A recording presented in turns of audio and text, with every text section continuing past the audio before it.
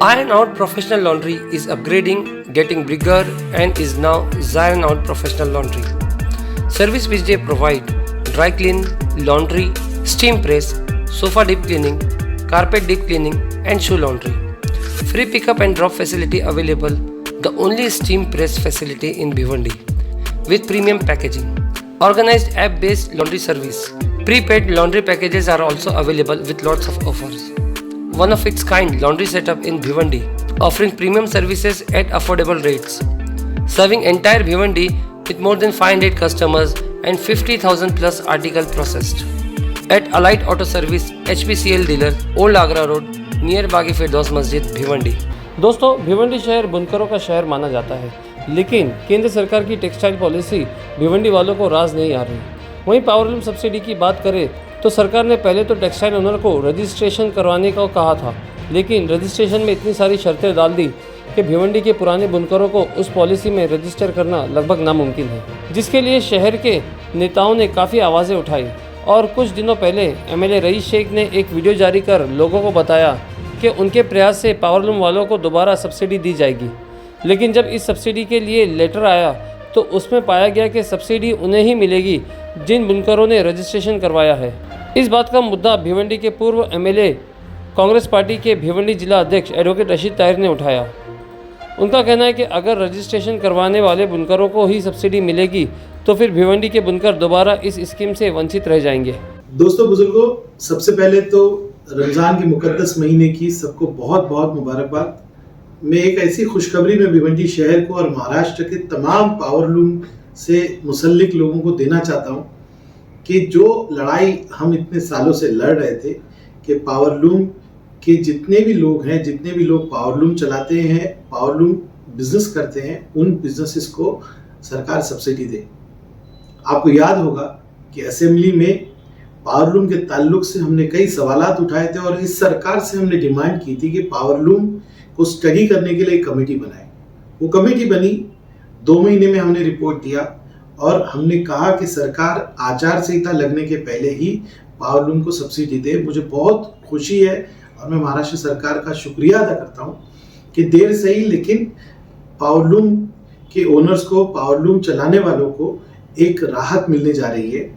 सरकार ने आज कैबिनेट का डिसीजन लिया है और 27 HP के नीचे जो लोगों के लूम है उनको ₹1 की एडिशनल सब्सिडी और 27 HP के ऊपर जो लूम है उनको 75 पैसे की सब्सिडी।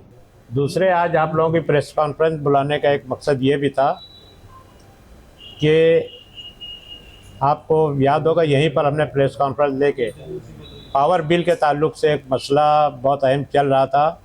27 जून को मंत्रालय में एक मीटिंग बुलाई गई थी। चंद्रकांत पाटिल साहब जो टेक्सटाइल मिनिस्टर हैं, भारतीय जनता पार्टी के हैं, उन्होंने एक मीटिंग बुलाई थी और उस मीटिंग में मुझको भी बुलाया गया था। उस मीटिंग में 27 जून को बड़ी मीटिंग हुई। उसके बाद बोले कि ठीक है, हम हफ्ते 10 दिन के अंदर इस ताल्लुक से जो पावरलूम के लिए सब्सिडाइज रेट था वो ₹1 बढ़ गया था जी। उसके बाद 7-8 दिन के बाद गालिबन मैं समझता हूँ कि 6 या 7 जुलाई को उन्होंने चंद लोगों को वहाँ पर बुलाया मंत्रालय में।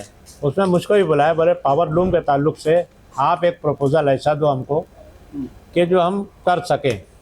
तो मैंने कहा था कि हम कोई भी प्रपोज़ल रखेंगे, आप बोलोगे कि ये सेंटर के हाथ में है, पावरलूम किस तरह से चले। उनका जो कहना था मैं समझ गया, वो बोल रहे थे कि ये सादा पावरलूम क्यों बंद हो रहा है। तो वहाँ पे मैंने ये बात रखी थी कि ₹1 जो आपने रेट बढ़ाया वो एडिशनल सब्सिडी देकर इसको जो है वापस उसी रेट पर जो हमारा चल रहा है उसी पर ला सकते हैं हम लोग। ये 1 मिनट मेरी बात पूरी हो जाने दो।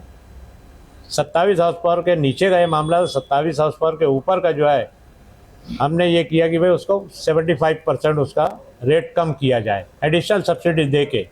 आप रेट कम करोगे फिर MERC में जाना, इधर सब बहुत लंबा प्रोसेस है। उन्होंने वहीं पर मुझको कहा था कि आप जो है इसको राइटिंग में करके दे दो, नेक्स्ट कैबिनेट में हम इसको लेने जा रहे हैं। मैं वहीं बैठ के अंग्रेज़ी में मैंने लेटर लिखा, टाइप किया और उनको उस प्रपोज़ल सबमिट कर दिया था। उसको लग गया 6-8 महीना हो गया। लेकिन अभी पिछली कैबिनेट जो हुई 1 हफ्ता पहले, उस कैबिनेट में ये डिसीजन हो गया कि 1 रुपया एडिशनल सब्सिडी 27 हाउस पावर के नीचे वालों को मिलेगी और 75 पैसा 27 हाउस पावर के ऊपर वालों की। लेकिन मैंने जब उसका वो देखा, नोट देखा, तो उसमें एक उन्होंने कंडीशन मुझको दिख रही। हालांकि फ़ोन पर मुझको वो लोग बोल रहे हैं कि जितने भी पावर लूम के कनेक्शन है उसमें ये जो हम एडिशनल सब्सिडी दे रहे हैं ये बिल में काट के आपको मिल जाएगा। लेकिन नोट जो है ना थोड़ा डाउटफुल है। नोट में ऐसा लिखा हुआ है, 3 नंबर जो पॉइंट है, 4 ही पॉइंट है उसमें। 3 नंबर पॉइंट ये है कि जो लोग टेक्सटाइल डिपार्टमेंट से रजिस्ट्रेशन कराएंगे उनको ही मिलेगी। आपको याद होगा कि इसके खिलाफ कांग्रेस पार्टी ने बहुत बड़ी तहरीक चलाई थी। यहाँ पर असलम शेख साहब जो मिनिस्टर थे यहाँ पर आए थे, उनको हमने बताया कि इस तरह से हमारे पास लूम किसी का रहता है, पावर किसी का रहता है, मीटर किसी और के नाम पे रहता है, ये सब बहुत मसाइल है।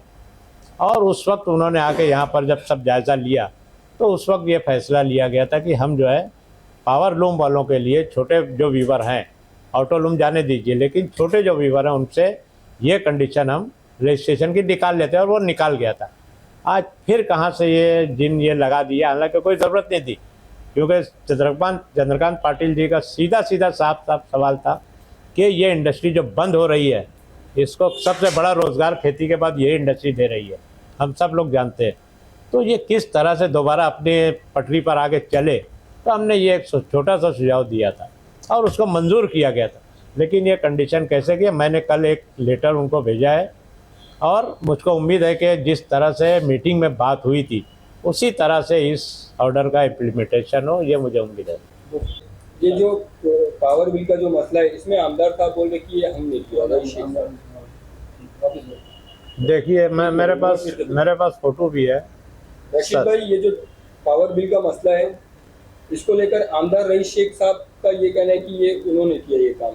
देखिए मैं किसके खिलाफ नहीं बोलता, लेकिन 27 जून को मीटिंग जो हुई थी उसमें रईस शेख साहब भी थे, महेश चोगले साहब भी थे और मैं भी था उस मीटिंग में। उसका फ़ोटो मैं आप लोगों को व्हाट्सएप पे भेज देता हूँ, वो फ़ोटो देख के आपको समझ में आएगा। लेकिन उस मीटिंग के बाद चंद्रकांत पाटिल जी ने गिने चुने 7 लोगों को बुलाया था, उसमें मुझको भी बुलाया था। मैं कांग्रेस का हूँ, मैं तो पूछ रहा था कि मैं समझ नहीं पा रहा हूँ कि मुझको क्यों बुलाया गया है, क्योंकि उसमें अमरीश पटेल साहब थे, वो बीजेपी में हैं, उसमें प्रकाश आवाड़े साहब थे, वो बीजेपी के साथ में हैं। उस मीटिंग में स्पिनिंग मिल के रिप्रेजेंटेटिव जो है अशोक स्वामी जी हैं, वो बीजेपी के हैं। सिर्फ मैं एक वाहिद कांग्रेस का था। 10 साल का तजुर्बा था और पावर लूम इंडस्ट्री से कहीं ना कहीं मेरा नाम जुड़ा हुआ है, तो हो सकता है उसलिए। और उन्होंने अमरीश पटेल साहब को कहा कि आप जो है आप ऑटो लूम के ताल्लुक से आप प्रपोजल दो। अशोक स्वामी साहब से उन्होंने कहा था कि आप जो है स्पिनिंग मिल के ताल्लुक से किस तरह स्पिनिंग मिल को मदद कर सके।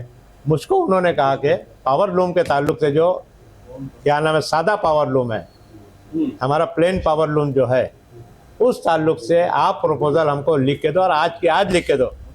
हमने फ़ौरन वहाँ बैठ के लिखा है, अंग्रेज़ी में लिख के टाइप किया और टाइप करके जो है वो पूरा प्रपोजल दिया था। और उन्होंने प्रपोजल देखने के बाद हम लोगों के सामने उन्होंने कहा कि ये पूरा के पूरा हम लोग जो है सादे लूम के ताल्लुक से मैं मंजूर कर दूंगा, अगले कैबिनेट में फाइनेंस मिनिस्टर फडणवीस साहब के बात कर दूँ। तो कोई उसमें दो राय नहीं है। ठीक है, रईस शेख साहब ने भी कोशिश की हो ये इसके लिए। ये इशू क्या है, ये हमारी शहर की बुनियाद है, इसके ताल्लुक से अगर हम लोग जो है पॉलिटिक्स खेलेंगे तो ये सब अच्छी बातें नहीं है, ये पूरा शहर का मसला है। अभी जो रजिस्ट्रेशन की जो बात आई है, तो अगर ये दोबारा उसी के ऊपर अगर ये लोग सब्सिडी दे रहे हैं रजिस्टर्ड, नहीं मानेंगे हम लोग। तो फिर क्या करें? बहुत बड़ी तहरीक चलेगी इस शहर में, मैं एकदम साफ बोलता हूँ, चाहे कोई कुछ भी बोले, और यही इस शहर का फैसला करेगा। रजिस्ट्रेशन के ताल्लुक से हम लोगों ने बहुत बड़ी तहरीक चलाई थी और कामयाब हुई थी उस वक्त हमारी। और बाद में आके मिनिस्टर साहब यहाँ भिवंडी आए और यहाँ आके उन्होंने ऐलान किया कि हम ये जो है रजिस्ट्रेशन की कंडीशन हम खत्म करते हैं। सर, अगर जैसे कि रजिस्ट्रेशन का कंडीशन अगर करने के लिए बात आती है तो रजिस्ट्रेशन नहीं करने का मतलब कारण क्या करना है? देखो, रजिस्ट्रेशन कारण क्या है, हम लोग जो है ना बुनियादी व्यूअर हैं।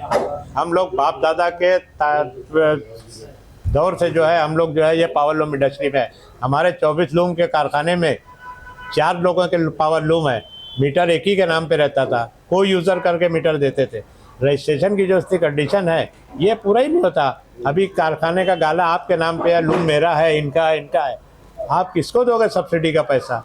आप किराए पे लेके चला रहे हो कारखाना, अगर आप किराए पे लेके चला रहे हो, मालिक मैं हूँ, सब्सिडी का पैसा किराएदार को जाएगा कि मुझको जाएगा, किसको जाएगा? तो ये बहुत से पेज हैं उसमें, और इसको हल होने जैसा नहीं है। मैं तो रजिस्ट्रेशन करने में क्या है, ये मेन पॉइंट है जी।